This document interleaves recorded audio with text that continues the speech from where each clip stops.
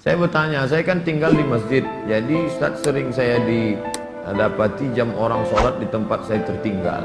Kadang bukan jam yang mendapat jamaah. Jadi jamaah tersebut memberikannya kepada saya karena saya tinggal di situ. Bagaimana itu Pak Ustaz? Buat pengumuman kehilangan, pernah saya buat gak ada respon. Sekarang di kamar saya ada 2 jam orang tertinggal. Misalnya saya memakai, gimana hukumnya Pak Ustaz? Ini namanya luqatah. Luqatah, barang temuan itu menjadi milik engkau wahai adinda kalau sudah setahun tak ada pemiliknya.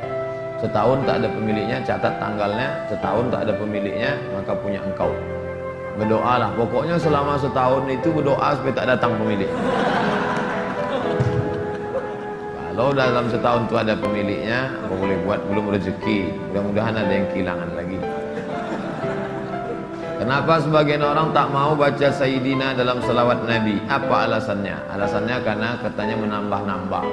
Allahumma salli ala Sayyidina. Yang tambah-tambah. Nabi tak pernah menyebut. Nabi sendiri menyebut. Ana Sayyidu waladi Adam. Hadis sahih. Ana Sayyidu waladi Adam. Aku pemimpin anak cucu Adam. Maka saya pun menyebut. Allahumma salli ala Sayyidina Muhammad. Allahumma salli wa sallim alaih. Tapi saya tak ekstrim. Yang mau pakai Sayyidina silakan. Yang tak mau pakai Sayyidina tak apa-apa. Tapi saya pakai Sayyidina jangan salahkan.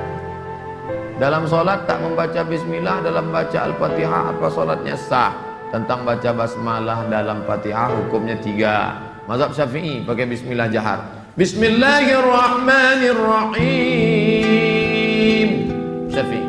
Kalau Hanafi sama Hambali, Alhamdulillahi Rabbil Alamin Ar-Rahmanir-Rahim. Itu Hanafi sama Hanbali. Kalau Maliki tak pakai bismillah sama sekali. Allahu Akbar. Alhamdulillahi Rabbil Alamin. Itu Maliki. Tak ada yang salah. Yang jadi salah di mana? Ketika masjid itu bermazhab Syafi'i, ente masuk pesantang petenteng pakai bismillah, di situ letak kesalahan. Makanya ketika Syekh Abdul Rahman Sudes, Imam Masjidil Haram ke Istiqlal, dia pakai bismillah. Terkejut-kejut orang Jakarta. Pakai bismillah dia tahu. Doktor Abdul Rahman Sudes dari Ummul Qura. Sebutkan, jelaskan ciri-ciri Khawarij. Apakah membid'ahkan amaliyah orang lain merasa diri paling benar merupakan ciri-ciri Khawarij? Yang memancing saya ngajak-ngajak mau mengkhawarijkan salafi. Jadi setelah saya mengkhawarijkan salafi, direkam, diupload, habislah saya diserang salafi. Baca aja lah. Capek saya dah kelai-kelai. Apakah Hajar Aswad sudah ada sejak Nabi Ibrahim? Hajar Aswad itu adalah salah satu barang pernak-pernik surga yang ada di bumi. Hadisnya sahih bahwa batu Hajar Aswad itu dulu putih, lalu karena banyak dipegang orang berdosa maka berubah menjadi hitam. Itu bukan pendapat ulama, hadisnya sahih tentang Hajar Aswad. Dibawa Nabi Adam rindu dengan surga maka diturunkan Allah. Jadi bukan Adam. Mana pula saya dengar orang ceramah waktu Nabi Adam mau turun ke surga, dia ada mau bawa, diambilnya batu, dikepitnya di ketiaknya. Kan begitu. Adam sudah turun, lalu rindu ke surga, dibawa Jibril, kata Jibril ini oleh-oleh dari surga. Itulah Hajar Aswad. Aslinya putih, karena dipegang oleh orang-orang berdosa, menempel dosanya itu di batu menjadi hitam. Bukan yang bulat itu Hajar Aswad. Ada butir-butir kecil-kecil hitam-hitam ya. Tengok dari dekat, itu Hajar Aswad ditempelkan ke dalam batu, baru dibalut dengan cangkang yang terbuat dari besi. Itu yang dicium. Batu kecil-kecil. Yang besar itu batu biasa ditempelkan ke dalam batu biasa. Hajar Aswad. Kalau istri tadi putih kemerahan, panggil dia Humaira.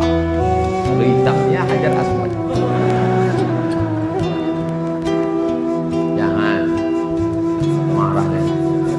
Umur saya 24 tahun. Sekarang saya sudah kerja di perusahaan A. Saya baru diterima di perusahaan B yang merupakan pekerjaan impian saya. Tapi jika saya mengambil pekerjaan di perusahaan B, saya tak boleh menikah selama setahun. Sedangkan calon saya tak mau menunggu karena orang tuanya sudah tak bisa menunggu. Menurut Ustaz gimana? Karena di satu sisi saya ingin bekerja di perusahaan B karena gajinya lebih besar dan itu pekerjaan impian saya. Tapi penempatannya di luar kota. Jika jadi menikah kami bakal LDR.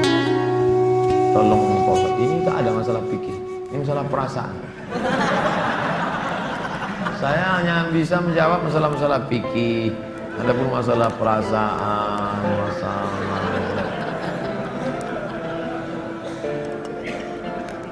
saya yang bisa saya jawab tuh halal, haram, makruh, mubah, rukun, syarat, wajib, sunat, sunat muakkad. Adapun masalah ini baiknya kalian duduk dalam musyawarah. Adinda, kita menikah ini kan saling pengertian. Aku kuliah pontang-panting mau kerja ini kerja yang paling. Tolonglah kau pahami keadaanku sekarang. Kalau dari awal aja dia tak bisa ngerti kita, gimana setelahnya? Ini belum lagi menikah, main paksa-paksa, tak bisa. Ini dua makhluk yang berbeda. Walaupun sama-sama mau makan telur ayam, yang satu mata sapi, yang satu dadar, bisa berkelahi. Dia harus mengalah. Hari ini aku mata sapi, besok kau dadar. Ya, lama-lama yang mata sapi suka dadar, yang dadar suka mata sapi. Harus begitu. Nah, kan keperasaan juga ujungnya. Berapa menit setelah berbuka baru azan Pak Ustaz? Waktu azan itulah berbuka. Tengok definisi puasa.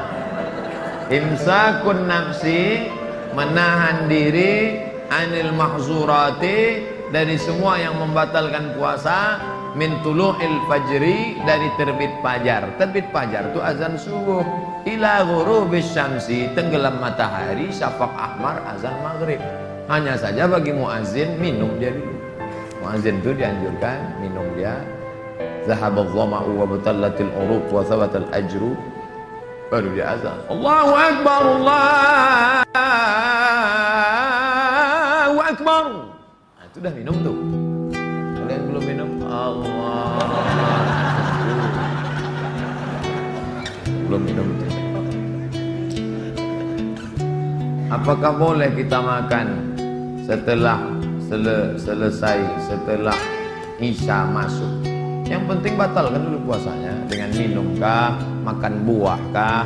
Jangan makan es, karena usus itu kering. Knalpot yang kering panas disiramkan air es, mengelupas cat-cat. Itulah usus kita itu rusak. Maka yang paling bagus orang Mesir, korma kering, bukan korma yang basah, korma kering, pecah-pecah, buang bijinya, masukkan ke dalam, siram pakai air panas. Agak-agak 2 jam menjelang berbuka, nanti menyatu dia. Nah, diminum. Itu yang paling bagus. Minum kesukaan Nabi, air korma.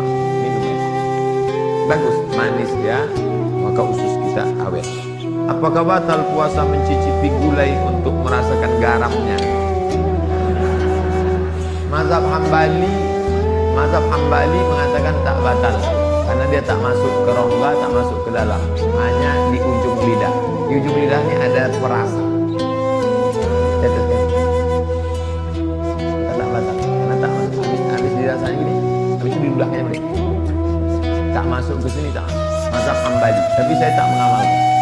Saya tidak mengamalkan. Ini saya jawab, mana tahu nanti ada ustaz. Saya bilang tak boleh. Tiba-tiba ada ustaz ngatakan, oh tak tahu Ustaz Somad. Saya tahu, tapi saya tak amalkan. Kenapa? Membuka pintu celah. Saya tak nyalahkan Imam Hambali. Orang sekarang imannya tak macam Hambali. Asik mencicip aja dari pagi. Cicip. Ustaz, gimana cara menghafal Quran? Kami dulu aturan di Al-Azhar tidak pakai SKS, kuliah tak SKS, setahun dipakai 14 mata kuliah, 2 juz Al-Quran, tidak pakai SKS, tahun 1, tahun 2, tahun 3, tahun 4, 2 juz. Jadi cara kami sebelum subuh dihafal dulu, 1 halaman, sebelum subuh hafal 1 halaman, nanti ke masjid, qobliyah subuh baru diulang waktu baca. tahiyatul masjid itu dibaca, maka lama sholatnya karena mengulang setengah, satu rakaat setengah diulang. Tahiyatul masjid, qabliyah subuh, duha, qabliyah zuhur, ba'diyah zuhur, dalam sholat zuhur, qabliyah asar. Nanti asar distorkan ke syekh. Biasanya di tiang-tiang syekh nunggu apa? Saya mau menghafal, mantri panjang, menyetorkan hafalan. Tradisi itu tak ada di Pekanbaru. Kalau di Mesir menyetorkan hafalan ngantri menjelang asar sampai maghrib, menyetorkan hafalan setengah juz. 1 hari 2 hari, jadi 20 hari hafal 1 juz. 20 hari. Nah, baru waktu yang lain dipakai untuk menghafal. Ujian tak boleh bawa buku, masuk ke dalam hanya pena saja, bawa kertas tak boleh. Kalau ketahuan mencontek ditangkap, bisa dicabut, deportasi. Jadi kalau sudah deportasi, putus beasiswa, pulang tak dapat tiket, diusir dari asrama, malu. Karena dulu sebelum berangkat udah kenduri motong kambing. Jadi tekanannya tinggi. Jadi ketika saya pulang, saya terapkan sistem itu, tak boleh nyontek. Semuanya menyontek. Akhirnya saya berpikir, gimana supaya saya buat 10 soal. Buat 10 soal, bagi. Boleh nyontek Pak? Silakan. Oh kok lain soalnya? Baru tahu deh. Saya masih muda Ustaz, ya kelihatan dari tulisannya. Saya menyukai seorang akhwan. Alhamdulillah. Sempat antum suka ikhwan? Masuk antum yang 144 di. Apa yang harus saya lakukan Pak Ustaz? Kalau untuk meminang sekarang saya tak bisa karena masa kuliah. Saya nggak mau pacaran, tapi saya takut nanti akhwat yang saya suka ini diambil orang. Apa yang harus saya lakukan Pak Ustaz? Antum datang ke orang tuanya, Pak, saya mau minang anak bapak. Kapan kau nikah? Ya setelah selesai kuliah lah. Semester berapa sekarang? Baru daftar Pak.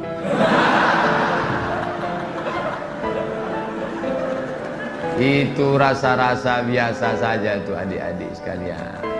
Nanti setelah sekalian kuliah, banyak yang lebih cantik, lebih mantap dari itu. Anggap ingin lalu aja. Tak ada tuh. Nanti setelah kalian selesai, banyak yang lebih hebat lagi daripada itu. Maka tundukkan pandangan.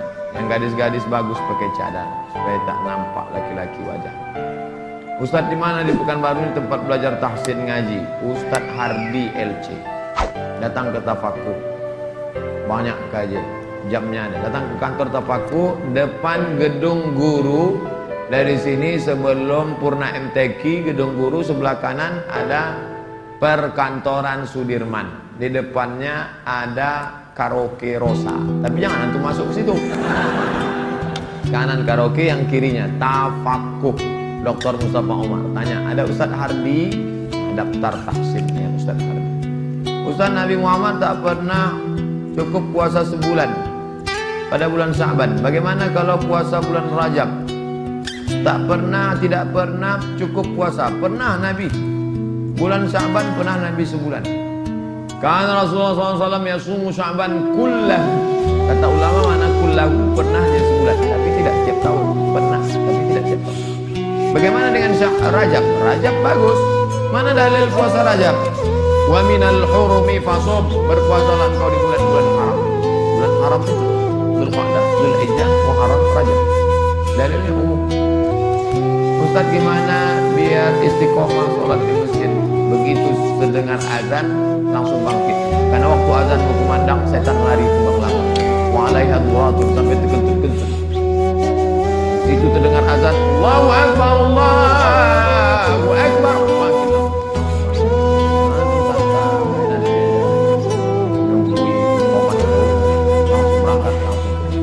Harus sholat, kamu sholat, menunggu sholat, paksa-paksakan sampai dia mendarah daging, sehingga kalau tak sholat meleleh air mata, rasa manis. Apa saja penyebab rezeki dihambat Ustaz? Kami sudah kerja potong panting tapi hasilnya selalu kurang, malah hutang tambah banyak. Banyak berdoa kata Nabi pada orang yang dihutang, Allahumma inni a'udzubika minal hammi wal hazan wal ajzi wal kasal wal jubni wal bukhl wa dhal'id daini wa ghalabat rijal. Kalau engkau belum diberi Allah husnuzan pada Allah, tak sulit bagi Allah menyehatkan Ayub, tak sulit bagi Allah menyelamatkan Yusuf, tak sulit bagi Allah membuat Ibrahim punya anak Ishak, tak sulit bagi Allah menolong Muhammad SAW. Dia hanya ingin menengok engkau bersyukur. Bagaimana hukumnya dalam perjalanan menuju kajian Ustaz? Kami melaksanakan sholat maghrib di jalan. Setelah selesai sholat kami tak berzikir dan langsung melanjutkan perjalanan. Bagaimana itu Pak Ustaz? Sambil naik kendaraan itu berzikir. Subhanallah.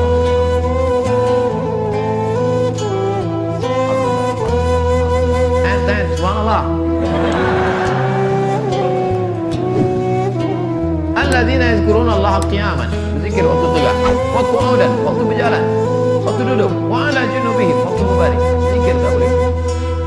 Mau cepat tak terlambat. Assalamualaikum warahmatullahi wabarakatuh. Tetap Ba'diyah rawatin. Habis itu berzikir. Tak ada halangan. Ustaz, bila kita mempunyai masa lalu yang suram, apakah harus diungkapkan atau tidak pada calon suami istri? Dosa apabila tidak diungkapkan, tidak dikasih tahu. Ada keterus-terangan yang membuat hati orang luka. Tapi ada suatu yang antum sembunyikan bisa berefek hukum. Inishtarata saiban, inishtarata bikran. Kata Imam Ibn Taymiyah dalam kitab Majmu' Fatawa, dikutip oleh Imam Sayyid Sabiq dalam Fikih Sunnah. Yang punya teks Ibn Taymiyah, nama kitabnya Majmu' Fatawa. Dikutip oleh Sayyid Sabiq, dibuatnya dalam kitab Fikih Sunnah. Inishtarata bikran fapanat saiban falahul fashu. Kalau seorang suami mensyaratkan istrinya mesti perawan, ternyata tidak perawan, maka dia punya hak fasah membatalkan pernikahan. Jadi kalau sekedar antum dulu pernah nonton karaoke, tak perlu antum ceritakan.